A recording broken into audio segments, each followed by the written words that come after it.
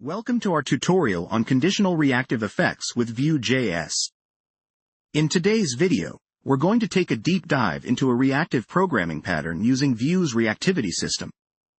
We'll create a reactive effect that runs under certain conditions. So, let's get started. First, we need to import reactive and watchEffect from Vue. These are essential building blocks for working with reactive state and effects in Vue applications. Here, we've created a reactive state object using the reactive function. This object includes a count property, which will watch for changes, and a should watch property, which will determine whether we should react to those changes. Now we define the reactive effect with watchEffect. The provided function is where our conditional logic lives. It checks the should watch property.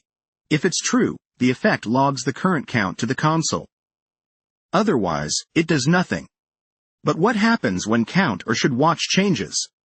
That's the beauty of Vue's reactive effects.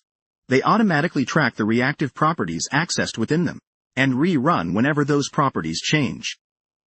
For example, if we increment count or toggle should watch, the reactive effect will re-evaluate.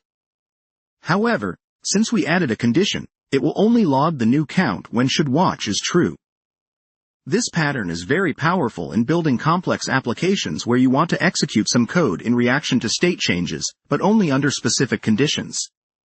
It reduces unnecessary computations and keeps your app's performance optimized. That wraps up our tutorial on conditional reactive effects in Vue.js.